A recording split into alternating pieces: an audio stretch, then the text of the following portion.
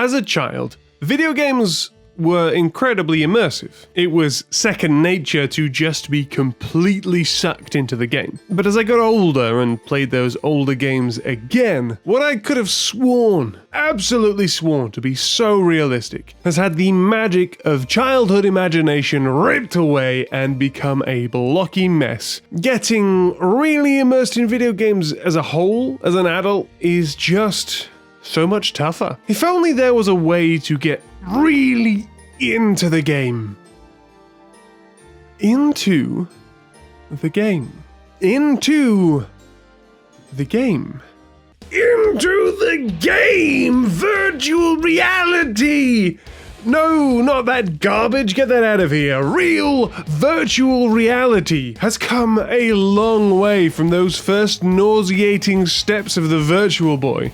But in recent years, VR has gone from an experimental, nauseating mess patched onto games to a fully functioning, nauseating mess with games designed for it. While I'm not sure that the Virtual Boy actually exists, something that I am pretty sure exists, unless I sold my soul for a lunchbox with a face strap, is this. Wait, no, this. No, it's not a lunchbox. It is, in fact, a magical face box that lets you enter virtual reality completely wire-free. And this revolutionary marvel is also one of the cheapest ways to get into VR. Costs you around £300 or your local equivalent, and of course, like I mentioned before, your soul. Simply by connecting your Facebook account to an Oculus account.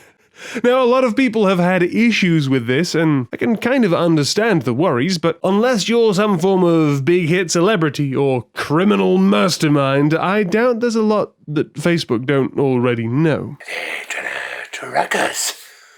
Trying to microchip us. Ooh. 5 likes, my new post. Now, I've had the Quest 2 for a fair few months now, and it's morphed quite a bit since I first opened it. The base head strap, say, is fine. It does its job. But getting a better one takes it from to... I personally got this one, and it worked great. It's not the official Elite strap. That is significantly more expensive than this one. Even more so if you get the one with the battery. This one's got a little clicker wheel at the back to hold the Quest on tight, and it's comfortable enough to wear for a lengthy period of time. But do not get me started on this thing. It might be comfortable to start off with, but after about a month, I absolutely had to replace it. It feels like strapping one of these to your face. It's a cheaper one, so it occasionally feels like it's squeezing the tip of my schnoz, but it is a damn sight better than the razor sponge that it comes with. And it's not just the outside that's changed since I first got it. There have been so many software updates, so many new games being released, and more ways to play games in this thing. For example, if you wanted to play some of the more indie games being made but not yet properly released, you would have to turn your Oculus account into a developer account, install SideQuest on your PC, turn on dev mode on your phone app, then install some extra software that lets your PC see and make changes to the Oculus, plug in the Oculus to the PC, hope that the SideQuest detects it, then use the SideQuest to install new apps, then go back into your Oculus, go to this menu, select this option, and then finally, you can select and play your new games. And honestly, it's a bit much. I'm trying to install a game here, not to complete the 12 impossible labors that Hera set for Hercules. Now though, thanks to the App Lab, you don't even need a PC. So if your computer looks more like this, then it can mostly be done from inside the Quest. And they even show up in your normal library, not some dark corner quarantined off from the other games like a 14th century plague victim. The Quest's library, honestly, is pretty good even without those beta games though. There's something for everyone on it. Sword rhythm games, and gun rhythm games, and punching rhythm games, even some that aren't rhythm based. And while rhythm games are obviously easy to make and can be very fun, the other experiences like Vader Immortal, Until You Fall, and Journey to the Gods are all great fun. They're not super long, maybe 6 hours at best, and if you want some really good, meaty, long games, the best one out there at the minute is probably The Walking Dead Saints and Sinners. Fight zombies and survive in a gritty, grim-dark, horrifying atmosphere. I even did a Let's Play of it that I need to finish. Moving quickly on, the biggest issue that I have had with the Quest, though, is its battery life. I've had longer fun times in the bedroom, if you know what I mean. I mean, you're looking at 2 hours at best if you're playing something like The Walking Dead. Those 2 hours can absolutely fly by. And before you know it, you have to take a break and sit around and wait for it to charge, which arguably could be a good thing. It can be a forced break if you get motion sick so you don't end up pushing yourself too much. And 2 hours standing in one spot without moving 80% of your body can leave your back feeling like it's made of paper mache.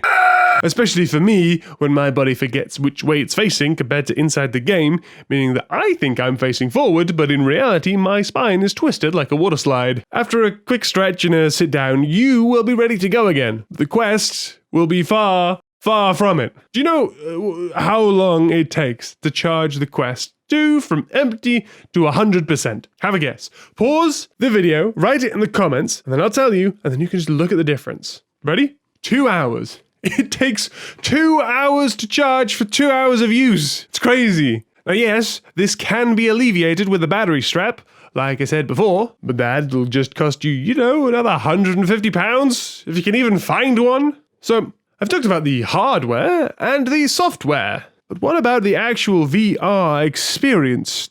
Well, as someone who has never even remotely used VR before getting the Quest 2, it is absolutely incredible. It's so amazing how easy it is to forget there's a world around you as you're playing, especially when you're falling over or walking down a hill. I know what you're gonna say. I doubt it's that good. And honestly, I don't blame you. Before I got the Quest, I thought there was so much overreacting with it, and trying to describe how it feels to play is like trying to explain colors to a dog. Yes, they may be partially colorblind, but it's made exponentially harder due to the fact that they don't speak fucking English. He's a good boy. So for now, you're just going to have to trust me that it is one of the most mind-meltingly great experiences that you can have. Let's move on to another one of the issues that some people have with the Quest, and why that complaint can just be very, very silly. Like I mentioned here, the Quest's library is great, but it's not massively extensive. Especially when compared to something like Steam.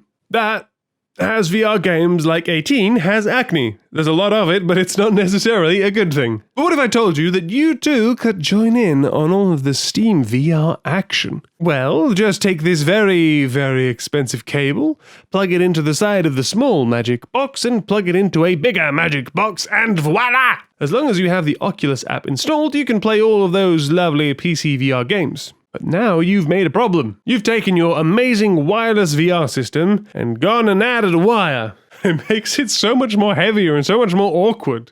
But wait! Don't do this, don't be a dumbass. The Oculus team has just brought out something called the Air Link. No, it's not Link with wings. It is a way for you to play PC VR games completely wire-free. Yes, you could do this before, but that required you to pay. And I'm not going to pay for something that I don't have to, especially when it works this well. I don't have the best PC, and I got this basic-ass router that I got from my provider. And yet, I am able to play Half Life Alyx wire-free, and it's great. I am absolutely loving it. So, do I recommend you getting the Quest 2? Well, are you even remotely interested in getting into VR? Then yes! Go get it. Get it now. You don't need a PC. You don't need tracking bays around the house. You don't even need that much space if you're careful. And it's one of the cheapest and greatest ways to get into VR. Go, video, end. I'm English. This was a video. Cheerio.